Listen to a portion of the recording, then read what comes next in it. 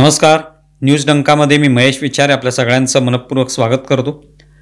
मित्रांनो, उबाटाचे प्रमुख म्हणजे शिवसेना उबाटाचे पक्षप्रमुख उद्धव ठाकरे यांची जी मुलाखत आहे ती आपण पाहिली असेलच. सामनाचे संपादक आणि खासदार संजय राऊत यांनी घेतलेली ती मुलाखत. तब्बल 2 वर्षांनी आपण ही मुलाखत घेतो आहोत असा दावा मुलाखतीत करण्यात आला आहे आणि एक प्रकारे उद्धव ठाकरेंच्या मन की बात काय आहे हे जाणून घेण्याचा प्रयत्न त्यातून केला गेलाय असा सुद्धा अगदी मुलाखतीच्या सुरुवातीला म्हटलं गेले. त्या पद्धतीने ही मुलाखत झाली. 2 भागांमध्ये ही मुलाखत जी आहे ती रिलीज झाली आणि सामनामध्ये ती प्रकाशित सुद्धा झाली. मुलाखत जेव्हा आपण वाचत जातो म्हणजे सामना या वर्तमानपत्रातली किंवा पाहत जातो त्या दोन्ही वेळेला आपल्याला असं वाटत राहतं की एक नाट्य असं उभं राहिलेलं आहे. म्हणजे जसं आपण एखादी नाटकाची कथा वाचतो, नाटक वाचतो, त्यावेळेला ते वाचन करत असताना त्याच्यात अगदी सुरुवातीला असतं की पडदा उघडतो आणि मग त्यानंतर त्याच्या सगळ्या पार्श्वभूमीवर वेगवेगळे आवाज यायला लागतात. तसंच याची सुरुवात करायला काहीच हरकत नव्हती या मुलाखतीची. अशा पद्धतीने ती मुलाखत आहे. त्यातले जे काही संवाद आहेत, संवाद म्हणता येईल कारण का उद्धव ठाकरेंनी संवाद एकट्यानेच साधलेला आहे. खरं तर समोर संजय राऊत बसले असले तरी ते प्रश्न जे आहेत ते मन की बात प्रमाणेच उद्धव ठाकरेंच्या मनात जे आहे त्याला अनुसरून त्यांनी प्रश्न तयार केलेले आहेत हे स्पष्ट होतं. त्यामुळे तो एक प्रकारचा एकपात्री प्रयोगच आहे. पण त्याच्यात सुद्धा सुरुवात अशी करता येऊ शकते की पडदा उघडतो, मागे विजांचा गडगडाट होतोय, ढगांचा, तलवारी एकमेकावर आपटतायत, शंखनाद होतोय, हत्तींचे चित्कार ऐकायला येत आहेत. अशा पद्धतीने एक पार्श्वसंगीत आपण त्याच्यामध्ये देऊ शकतो आणि मग अचानक एक तेजपुंज अशी व्यक्ती मंचावर अवतरते. त्याच्यासमोर त्याचा एक सहकारी असतो आणि त्यांच्यामधला हा संवाद म्हणजे ही मुलाखत आहे. अशा पद्धतीचं एक आपल्याला चित्र डोळ्यासमोर उभं राहतं. तुम्ही जर ते नीट ऐकलीत मुलाखत किंवा सामनामध्ये प्रकाशित झालेली मुलाखत वाचलीत तर तुम्हाला सुद्धा ते एक डायलॉग्स आहेत, एक प्रकारचे संवाद आहेत दोघांमधले, अशा पद्धतीनेच वाटेल. उद्धव ठाकरेंच्या मनात जे काही आहे आत्तापर्यंत त्यांनी अनेकदा वेगवेगळ्या सभांमध्ये, वेगवेगळ्या पत्रकार परिषदांमध्ये जे बोलून दाखवले तेच मुलाखतीत आहे. वेगळं असं काहीच नाही. त्यामुळे वेगळं काहीतरी आपल्याला त्याच्यातून गवसेल, काहीतरी सापडेल अशी अजिबात शक्यता नाही. पण ते मध्ये मध्ये गमतीदार सुद्धा होतं. कदाचित लोकांची करमणूक करायला, कदाचित लोकांना कुठेतरी त्याच्यामध्ये लोक जे आहेत ते गुंतले पाहिजेत मुलाखतीमध्ये, यासाठी मध्ये मध्ये करमणूक प्रधान असे संवाद सुद्धा येत असतात. जसं त्याच्यात एक प्रश्न विचारला जातो की शिंदे यांनी तुमचा पक्ष हा जमीनदोस्त करण्याचा प्रयत्न केला, तर त्यावर लगेच उद्धव ठाकरे जे आहेत ते उत्तरतात की जमीनदोस्त काय, आम्ही जमिनीचेच दोस्त आहोत. आमची मुळंही जमिनीत रुजलेली आहेत, आमचे पाय जमिनीवर आहेत आणि त्याच्यातून आपल्याला जमीनदोस्त या शब्दाचा एक वेगळा अर्थ गवसतो या मुलाखतीतून. आणि त्याच्यातून आपल्याला अनेक वेळेला म्हणजे जे समर्थक असतील ते कदाचित टाळ्या वाजवतील, काही जणांना त्याच्या हसायला सुद्धा येईल, पण एक काही क्षण एक थोडेसे सहज जावेत, गंभीरपणा त्यातला कमी व्हावा अशा दृष्टीने कदाचित हे प्रश्न पेरले असावेत असं वाटत राहतं. आणि मध्ये मध्ये मध्ये गंभीर असे प्रश्न सुद्धा येत राहतात. मग त्याच्यामध्ये निवडणूक आयोगाला उद्धव ठाकरे धोंड्या म्हणतात, हा शेंदूर फासलेला धोंड्या आहे असं म्हणतात. म्हणजे अर्थात ते एक हेडिंग देण्याच्या उद्देशाने, एक मथळा तयार करण्याच्या उद्देशाने त्यांचा हा संवाद असतो आणि आपोआपच त्याचा मथळा तयार होतो. त्याच निवडणूक आयोगासमोर म्हणजे त्या धोंड्यासमोर उद्धव ठाकरे, एकनाथ शिंदे यांनी आपापले जी काही मतं असतील, म्हणणं असेल हे मांडलं होतं आणि त्यानंतर मग निवडणूक आयोगाने चिन्ह कोणाचं, नाव कोणाचं, कुठलं नाव हे सगळं स्पष्ट केलं होतं. पण आता हे सगळं स्पष्ट झालं, निवडणुका सुद्धा झाल्या, अनेक निवडणुका, पण तरी देखील उद्धव ठाकरेंच्या मनात अद्याप त्या निवडणूक आयोगाबद्दल एक राग आहे आणि तो त्या वक्तव्यावरनं दिसून येतो. आणि त्यातून ते म्हणतात की निवडणूक आयोग म्हणजे शेंदूर फासलेला धोंड्या आहे आणि अर्थात त्याचं हेडिंग बनवलं जावं, मथळा तयार व्हावा, लोकांनी त्याची चर्चा करावी असा त्याचा उद्देश असतो. त्यातून ते बोललं जातं. मराठीचा मुद्दा येतो, हिंदीचा मुद्दा येतो, राज ठाकरे आणि आम्ही दोघं एकत्र येणार आहोत आणि कोण आम्हाला रोखतंय ते बघूया, असा एक टोकाचा संवाद त्याच्यामध्ये दिसून येतो. लोकांना काय करायचंय, आम्ही एकत्र आलो तर, अशा पद्धतीने सुद्धा एक संवाद समोर येतो. गंभीर संवादामध्ये सुद्धा काही महत्वाचे संवाद त्याच्यात समोर येतात. त्याच्यामध्ये म्हणजे 2019ला जेव्हा उद्धव ठाकरेंनी सरकार तयार केलं, ते स्वतः मुख्यमंत्री झाले, तो सगळा काळ जो आहे तो सुद्धा समोर उभा करण्याचा प्रयत्न होतो. आणि त्याच्यामध्ये उद्धव ठाकरे सांगतात की सरकार स्थापन करण्यासाठीच आम्ही एकत्र आलो. कोण कोण एकत्र आले तर उद्धव ठाकरेंचा पक्ष शिवसेना, तेव्हा एकत्रित शिवसेना होती, काँग्रेस आणि राष्ट्रवादी काँग्रेस, हे आम्ही सरकार स्थापन करण्याच्या उद्देशानेच एकत्र आलो.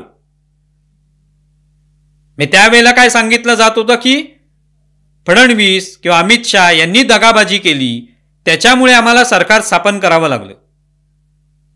प्रत्यक्षामध्ये सरकार स्थापन करण्यासाठीच आपण एकत्र आलो हे उद्धव ठाकरे स्पष्ट करतायत. त्यामुळे तो उद्देश जो होता सरकार स्थापन करण्याचा की आपली कुठेतरी फसगत झाली, हे काही खरं नाही, तर सरकार स्थापन करण्यासाठीच आपण एकत्र आलो. ते असं सुद्धा सांगतात की ज्यांना बहुमत असतं ते सरकार स्थापन करतात, त्यांना लोक कौल देतात. मग तो कौल कोणाला मिळाला होता? शिवसेनेला मिळाला होता, भाजपाला मिळाला होता आणि दोघांनी मिळून सरकार स्थापन करावं अशी जनतेची इच्छा होती. पण ते काय होऊ शकलं नाही. उद्धव ठाकरेंनी ठरवलं होतं की सरकार स्थापन करायचं तर काँग्रेस आणि राष्ट्रवादी काँग्रेससोबत, असं तेच म्हणतायत की आम्ही तिघं एकत्र आलो ते सरकार स्थापन करण्यासाठीच. त्या पद्धतीने सरकार स्थापन झालं. खरंच सरकार स्थापन करण्याचा कौल जनतेने या दोन पक्षांना दिला होता, भाजपा आणि शिवसेना. पण ते काही उद्धव ठाकरेंनी मान्य केलं नाही आणि त्यातून मग सरकार जे आहे ते उभं राहिलं महाविकास आघाडीचं. पण त्यानंतर लोकसभा निवडणुकीबद्दल सुद्धा ते बोलतात. लोकसभा निवडणुकीमध्ये आम्हाला कसा विजय मिळाला, तर त्यामागचं गणित ते सांगत असताना विधानसभेत का आपल्याला अपयश आलं, तर लोकसभेतलं जे काही यश होतं ते डोक्यात गेलं महाविकास आघाडीच्या, किंबहुना त्यांना सांगायचं असेल काँग्रेस आणि राष्ट्रवादी काँग्रेसच्या. आणि ते यश डोक्यात गेल्यामुळे मग शेवटी आम्हाला हा पराभव विधानसभा निवडणुकीत पत्करावा लागला. ती चूक आता पुढे होता कामा नये आणि ती होणार असेल तर मग काय अर्थ नाही महाविकास आघाडीला, असं त्यांचं म्हणणं आहे. आता याच्यातून आपल्याला विरोधाभास दिसून येतो की नेमकं उद्धव ठाकरेंना पराभवाचं कारण कशाला सांगायचंय.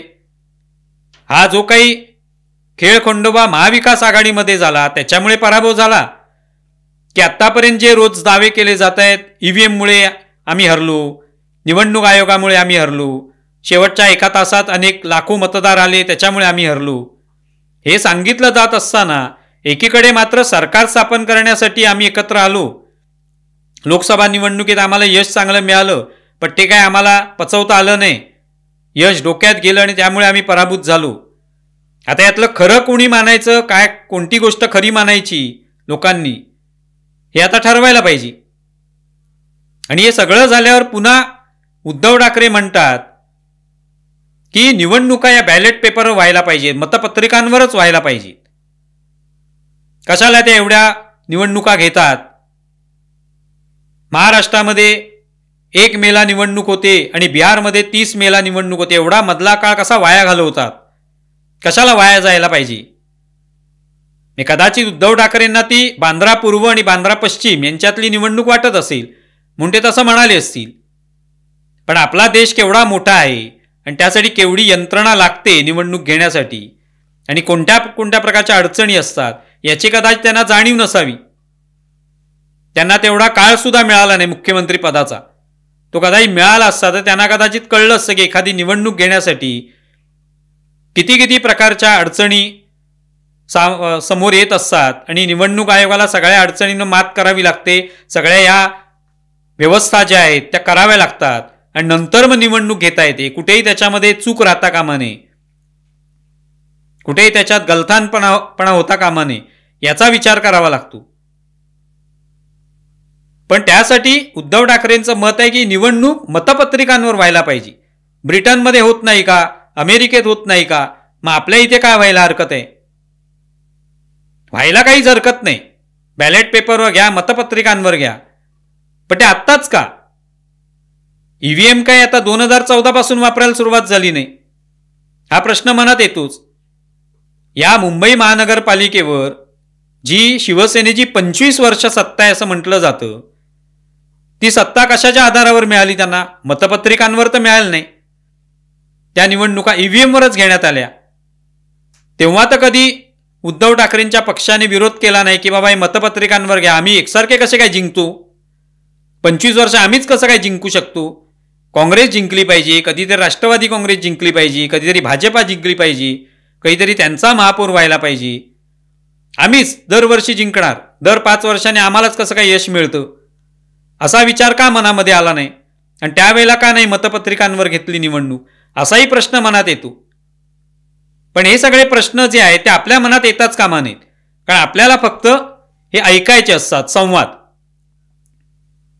जसे नाटक उभं राहतं तसाच पद्धतीचे संवाद आहेत. तुम्ही जर ते वाचून बघितली ती मुलाखत तर तुम्हाला एक प्रकारे आपण एक नाटक वाचतो आहोत अशाच पद्धतीचा भास होईल. एकूणच जे काही उत्तर उद्धव ठाकरे देतात ते उत्तर जी आहेत ती त्यांच्या मनात तयारच आहेत. प्रश्न जे आहेत ते नंतर काढण्यात आले त्या उत्तरावरून की हे तुम्हाला उत्तर द्यायचे, त्यानुसार हा प्रश्न आहे. आणि तशा पद्धतीचे संवाद आपल्याला इथे घडताना दिसून येतात. आणि त्याकडे खरोखरच गांभीर्याने पाहायचं की एक मनोरंजन म्हणून पाहायचं, कर्मणूकपणे पाहायचं, हा ज्याचा त्याचा त्याने विचार केला पाहिजे.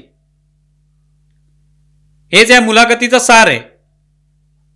ते उद्धव ठाकरे एक प्रकारे म्हणतात माझं उत्तर माझी जबाबदारी, एवढंच आहे. तुम्हाला जे काय कळतंय ती तुमची जबाबदारी, तुम्हाला काय जे काय समजून घ्यायचे न समजून घ्यायचे ते तुमची जबाबदारी, मला जे उत्तर द्यायचे ते मी दिलं ती माझी जबाबदारी, याच्यापेक्षा आणखी काहीच नाही. तुम्हाला या संदर्भात काय वाटतंय जरूर कळवा. आमचा व्हिडिओ जास्तीत जास्त लाईक करा, शेअर करा आणि आमचे यूट्यूब चॅनल सबस्क्राईब करा. धन्यवाद.